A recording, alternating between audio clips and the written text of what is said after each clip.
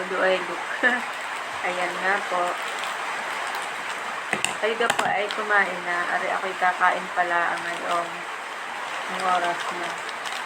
11 na pala. Gusto po. May nakaramdam na ho ng gutom. Ay kakain muna ako ng ramen. Talagang pasal na person. Kumusta gaho? Ako, pagkalakas pa rin ng ulan. Gusto. Sana naman ay tumila na. Nakatakot ho.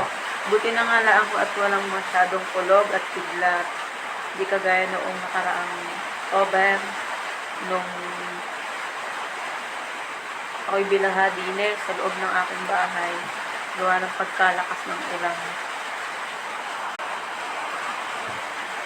Kaya tayo kumain muna. Ari po ang aking brunch, breakfast and lunch na. Ramen and ramen. Wala na po siyang kasama, ramen lang. Ba't gaho gayon? Pagka ikay walang kasama sa bahay, nakakatamad kumain, diga. Tapos, parang maghapon, pwede na ako kapilang ang aking almusal, tanghalian. Ayun, minsan, sa gabi lang ako kumakain. Ganun po talaga pag mag-isa, kailangan mo matutong mabuhay ng mag-isa kasi wala pong forever.